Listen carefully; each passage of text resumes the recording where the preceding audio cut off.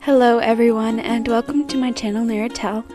My name is Elle, and on this channel I will be narrating from a variety of different children's books in the genres of fantasy, folklore, classics, and other fiction. Today we are going to be reading another from Beatrix Potter, and that book is The Tale of Jemima Puddle-duck. And without further ado, let's get into the story. Don't forget to hit the like and subscribe if you would like to hear some more stories. Alright, for today's vocab section, we are starting off with the word brood. Now this word can be used to define a family or a group. And then we have the word poke bonnet.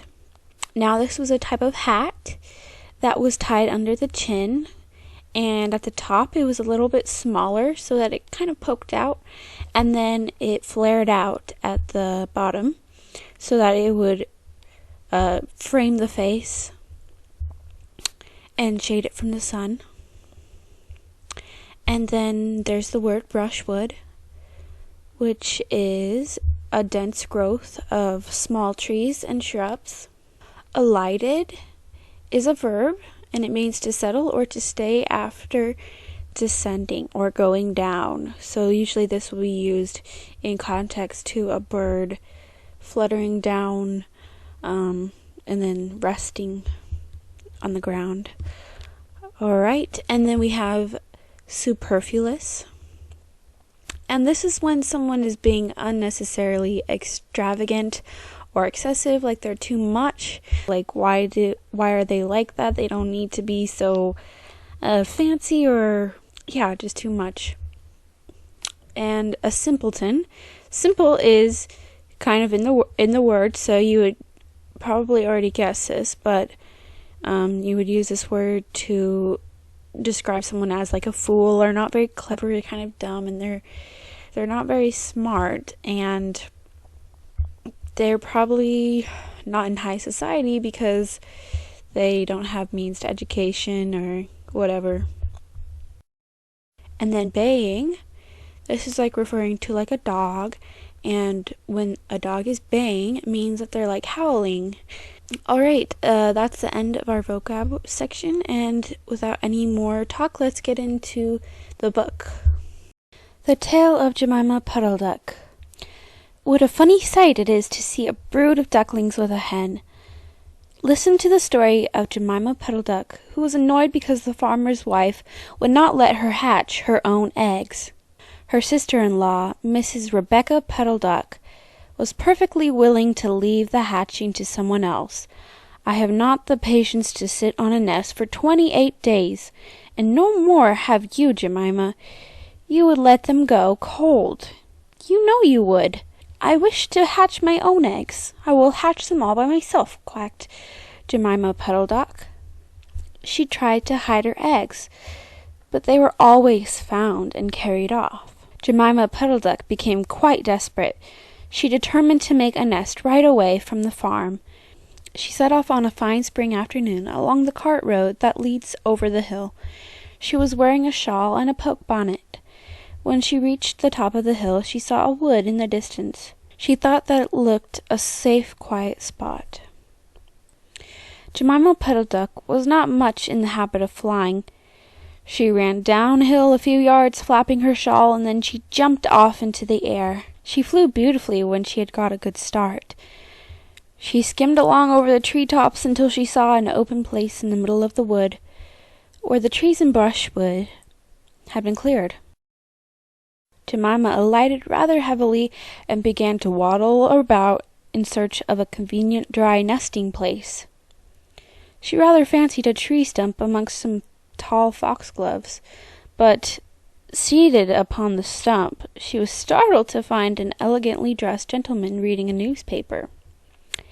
He had black prick ears and sandy-colored whiskers. "Quack," said Jemima Puddle-duck, with her head in her bonnet on one side. The gentleman raised his eyes above his newspaper and looked curiously at Jemima. "Madame, have you lost your way?" said he. He had a long bushy tail which he was sitting upon, as the stump was somewhat damp. Jemima thought him mighty civil and handsome. She explained that she had not lost her way, but that she was trying to find a convenient dry nesting place. "Ah, is that so, indeed?" said the gentleman with sandy whiskers, looking curiously at Jemima. He folded up the newspaper and put it in his coat-tail pocket. Jemima complained of the superfluous hen. "Indeed, how interesting! I wish I could meet with that fowl. I would teach it to mind its own business. But as to a nest, there's no difficulty. I have a sack full of feathers in my woodshed. No, my dear madame, you will be in nobody's way. You may sit there as long as you like," said the bushy long-tailed gentleman. He led the way to a very retired, dismal-looking house amongst the foxgloves. It was built of faggots and turf, and there was 2 broken pails, one on top of another, by way of a chimney. "This is my summer residence. You would not find my winter house so convenient," said the hospitable gentleman. There was a tumble-down shed at the back of the house, made of old soap boxes. The gentleman opened the door and showed Jemima in. The shed was almost quite full of feathers. It was almost suffocating, but it was comfortable and very soft. Jemima Puddle-duck was rather surprised to find such a vast quantity of feathers, but it was very comfortable, and she made a nest without any trouble at all. When she came out, the sandy-whiskered gentleman was sitting on a log reading the newspaper. At least he had it spread out, but he was looking over the top of it. He was so polite that he seemed almost sorry to let Jemima go home for the night. He promised to take care of her nest until she came back again next day. He said he loved eggs and ducklings. He should be proud to see a fine nestful in his woodshed. Jemima Puddle-duck came every afternoon. She laid 9 eggs in the nest. They were greeny white and very large. The foxy gentleman admired them immensely. He used to turn them over and count them when Jemima was not there. At last Jemima told him that she intended to begin to sit next day. "And I will bring a bag of corn with me, so that I need never leave my nest until the eggs are hatched. They might catch cold," said conscientious Jemima. "Madame, I beg you not to trouble yourself with a bag. I will provide oats, but before you commence your tedious sitting, I intend to give you a treat. Let us have a dinner party all to ourselves. May I ask you to bring up some herbs from the farm garden to make a savory omelette? Sage and thyme, and mint, and 2 onions, and some parsley. I will provide lard for the stuff, lard for the omelette," said the hospitable gentleman with sandy whiskers. Jemima Puddle-duck was a simpleton. Not even the mention of sage and onions made her suspicious. She went round the farm garden, nibbling off snippets of all the different sorts of herbs that are used for stuffing roast duck.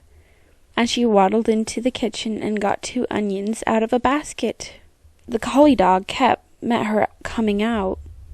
"What are you doing with those onions? Where do you go every afternoon by yourself, Jemima Puddle-duck?" Jemima was rather in awe of the collie. She told him the whole story. The collie listened with his wise head on one side. He grinned when she described the polite gentleman with sandy whiskers. He asked several questions about the wood, and about the exact position of the house and shed.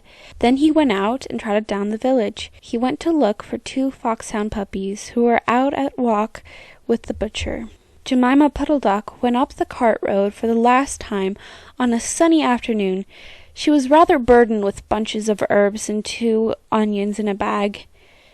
She flew over the wood and alighted opposite the house of the bushy long-tailed gentleman.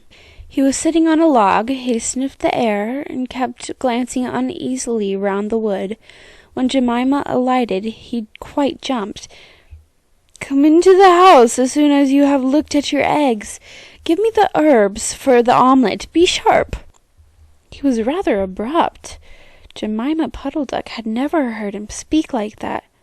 She felt surprised and uncomfortable. When she was inside, she heard pattering feet round the back of the shed.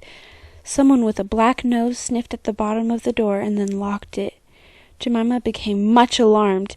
A moment afterwards there were most awful noises, barking, baying, growls and howls, squeaking and groans.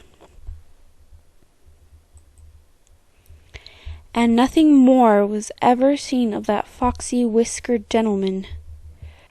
Presently Cap opened the door of the shed and let out Jemima Puddle-duck. Unfortunately, the puppies rushed in and gobbled up all the eggs before he could stop them. He had a bite on his ear, and both of the puppies were limping. Jemima Puddle-duck was escorted home in tears on account of those eggs. She laid some more in June, and she was permitted to keep them herself, but only 4 of them hatched. Jemima Puddle-duck said that it was because of her nerves, but she had always been a bad sitter. The end.